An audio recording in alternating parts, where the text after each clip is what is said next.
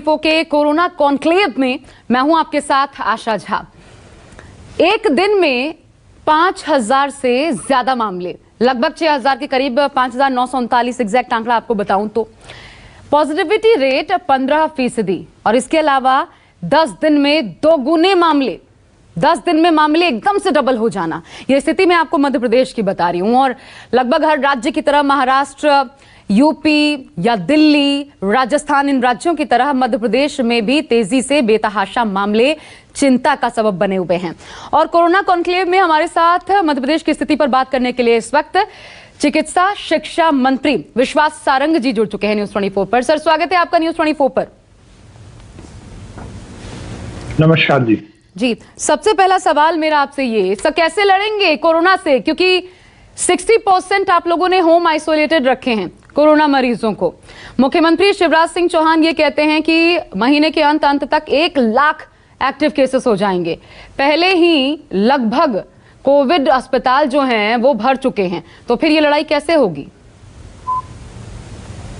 देखिए आशा, हम पूरी मुस्तैदी के साथ इस चुनौती का सामना करने को तैयार है। आपने बहुत ठीक बोला कि ये एक बड़ा संकट है और ये बीमारी नहीं है, ये महामारी है। और महामारी के समय ये बात सही है कि हमें बहुत चुनौती को स्वीकार करना पड़ेगा। और मध्य प्रदेश में हमने इस एवज में दोनों स्तर पर पूरी मुस्तैदी के साथ काम किया है। ये सबसे पहला हमारा चुनौती है कि संक्रमण को हम रोकें और उसके लिए जो भी हमें प्रयास करने हैं, चाहे जन जागरण का मामला हो या किसी तरह के जनता कर्फ्यू की बात हो या आचार संहिता के पालन की बात हो, उस पर तो हमारी सरकार काम कर ही रही है। पर उसके साथ ही जो मरीज संक्रमित हो गए हैं उनको भी हम समुचित चिकित्सीय व्यवस्थाएं दें, इस पर भी हम काम कर रहे हैं। और मैं आपके माध्यम से मध्य प्रदेश की जनता को विश्वास दिलाता हूं, ये बात सही है कि चुनौती बहुत ही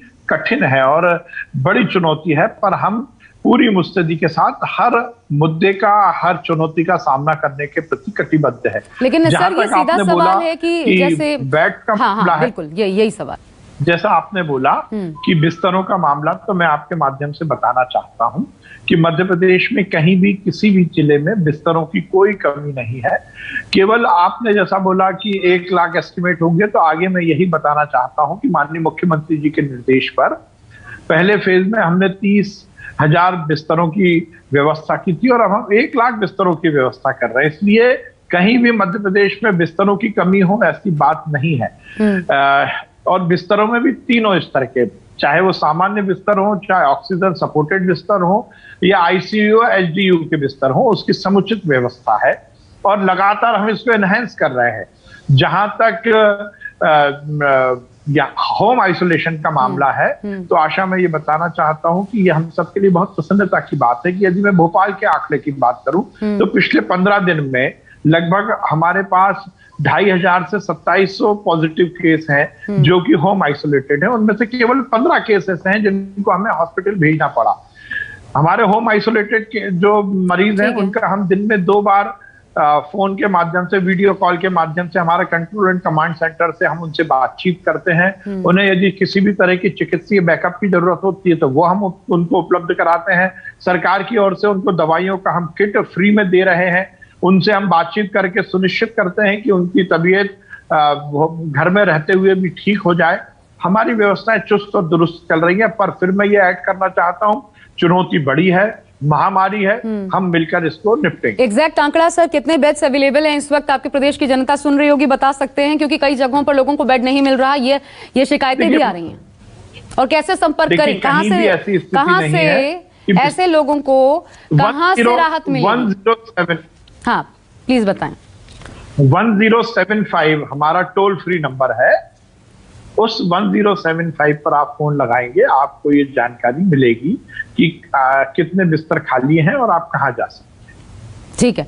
अब सर अगला सवाल, आपने कहा कि पूरी तरीके से जो कोविड प्रोटोकॉल है उसका पालन किया जा रहा है, लेकिन दमोह में पीछे क्यों रह गई शिवराज सरकार? वहां तो खूब उल्लंघन हो रहा है, वहां पर प्रचार प्रसार भी जमकर हो रहा है, खुद मुख्यमंत्री पहुंच जाते हैं, स्वास्थ्य मंत्री भी वहीं पर डटे हुए हैं, ये क्यों? देखिए आशा, हमें ये देखना पड़ेगा कि क्योंकि चुनाव डिक्लेयर हुए हैं, चुनाव हो रहे हैं और चुनाव में पार्टिसिपेट करना इस देश की जनता का, इस देश के नागरिक का एक मौलिक अधिकार है। पर मैं आपको विश्वास दिलाता हूं, हमारी पार्टी की ओर से हम ये सुनिश्चित कर रहे हैं कि किसी भी दमोह के कार्यक्रम में हम पूरी तरह से कोरोना प्रोटोकॉल का ध्यान रखें, मास्क, सोशल डिस्टेंसिंग का पालन करवाएं और ये सुनिश्चित करें कि हम कोरोना के सभी तरह की आचार संहिता का पालन करवाएं। लेकिन जब मुख्यमंत्री ये कहें कि दमोह उनके अधिकार क्षेत्र में नहीं है, तो फिर क्या ये सर समझ आता है? ये समझने लायक बात है क्या? और बढ़ते केसेस के बावजूद आप लोगों ने दमोह में वीकेंड लॉकडाउन भी नहीं लगाया। आपने मुझे लगता है कि माननीय मुख्यमंत्री जी के बात को आपने कुछ अलग ढंग से प्रस्तुत किया। उनका ये कहना नहीं है।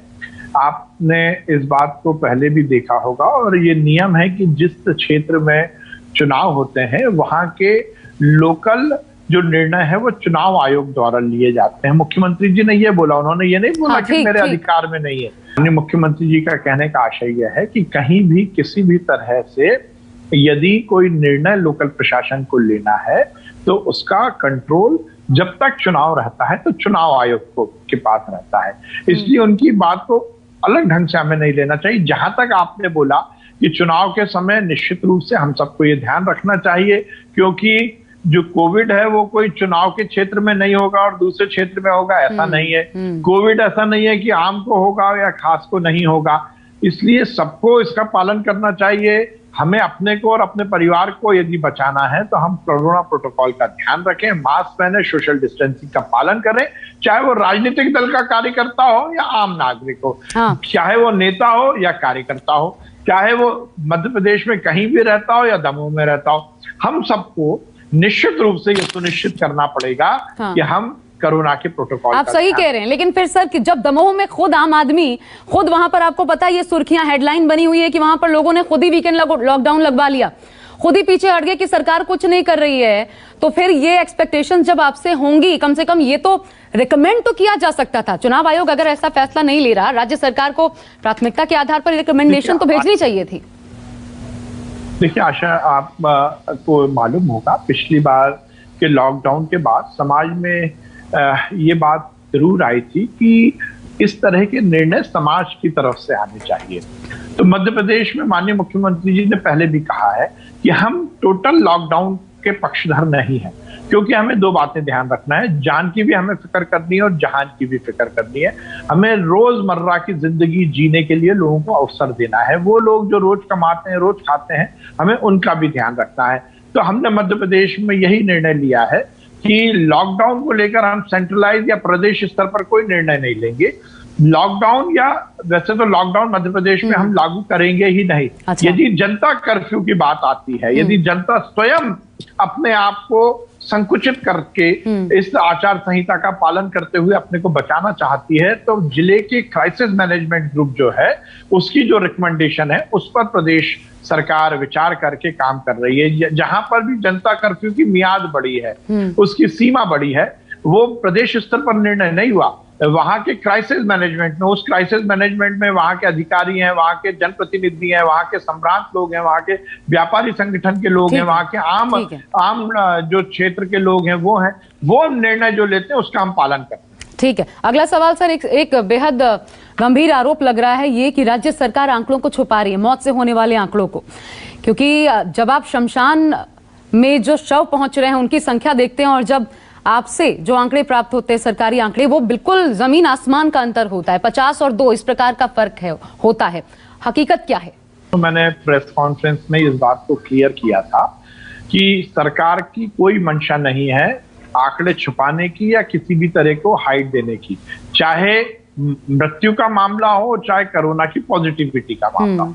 मैं निवेदन करना चाहता हूं, आप इसको गौर से जरा विचार करिएगा। जहां तक आपने कहा कि शमशान घाट पे संख्या और सरकारी आंकड़ों की संख्या में अंतर क्यों आता है, वो अंतर इसलिए आता है आशा जी कि 2 तरह के मरीज या 2 तरह के शव शमशान घाट में जाते हैं। एक वो शव है जो कि कोरोना पॉजिटिव है, जिनका कोरोना के प्रोटोकॉल के हिसाब से अंत्येष्टि होता है, और एक वो शव होते हैं जो सस्पेक्टेड कोरोना कोरोना है। जिनको कोरोना है या नहीं ये निश्चित नहीं हो पाया। अभी हमने निर्णय ये लिया है कि उनका अंत्येष्टि भी कोरोना प्रोटोकॉल के हिसाब से भी हो, क्योंकि यदि सपोज वो रजिस्टर है नॉन कोरोना में और यदि उसको कोरोना होता है और यदि उसकी अंत्येष्टि में बाकी जो प्रोटोकॉल का ध्यान नहीं रखा जाएगा तो वो बहुत स्प्रेड हो सकता है। इसलिए जो आप बोल रहे हैं शमशान के आंकड़े और सरकारी आंकड़े में जो अंतर आता है वो केवल इसी कारण से, जो शमशान के आप आंकड़े दिखाते हैं उसमें कोरोना और सस्पेक्टेड कोरोना दोनों आंकड़े रहते हैं और सरकार का जो आंकड़ा रहता है उसमें केवल कोरोना का आंकड़ा। ये तो आश्चर्यजनक है, पहली बार कोई राज्य सरकार इस प्रकार का कदम उठा रही है। हमने तो देखा पिछले दिनों हर एक राज्य में जब जब मामले सामने आए ऐसे कदम उठाने की जरूरत तो पड़ी नहीं, फिर आखिर क्या कारण है? इसलिए तो शक पैदा होता है। हाँ, नहीं कारण संक्रमण नहीं बढ़े इसलिए ये कदम उठाए गए। यदि कोई सस्पेक्टेड कोरोना को बिना कोरोना प्रोटोकॉल के हिसाब से अंत्येष्टि कर दी जाएगी आशा, तो हो सकता है कि उसमें ज्यादा स्प्रेड हो जाए। हमें संक्रमण को रोकना है, इसलिए ये कदम हमने उठाए। रेमडेसिविर इंजेक्शन को लेकर के सर उपलब्धता कितनी सुनिश्चित करवाई जा सकती है, लोगों को दिक्कत ना हो? ताकि देखिए कल ही हमने बताया है सुनिश्चित रूप से सुव्यवस्थित रूप से रेमडेसिविर अब मध्य प्रदेश के हर जिले में उपलब्ध है। हमने ये सुनिश्चित किया है, माननीय मुख्यमंत्री जी के निर्देश पर 1 लाख रेमडेसिविर का हमने टेंडर कर दिया और उसके पहले हर जिले में हमने समुचित व्यवस्था की है। कल ही हमारे पास लगभग 21,000 डोजेज आए थे जिसको कि हमने डिस्ट्रीब्यूट कर दिया। अब कहीं भी रेमडेसिविर को लेकर ना कियोस्क है ना दिक्कत है। बहुत शुक्रिया आपका विश्वास सारंग जी हमसे बातचीत करने के लिए। तो कोरोना कॉन्क्लेव में ये थे चिकित्सा शिक्षा मंत्री विश्वास सारंग और न्यूज़ 24 पर लगातार चेहरे उपस्थित होते रहेंगे जो अलग अलग प्रदेशों में क्या चल रहा है, कैसे कोविड-19 की इस दूसरी वेव को फाइट देनी है और रोकना है, इस पर विस्तार से आपके सामने बातें रखेंगे।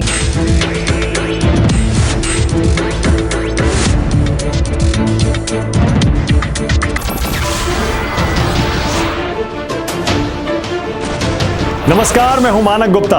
अगर आपको हमारा ये वीडियो पसंद आया हो तो इसे लाइक और शेयर जरूर करें और हां, हमें सब्सक्राइब और फॉलो करना ना भूलें ताकि आप देश और दुनिया की कोई खबर मिस ना करें। तो जुड़े रहिए हमारे साथ और देखते रहिए न्यूज़ 24।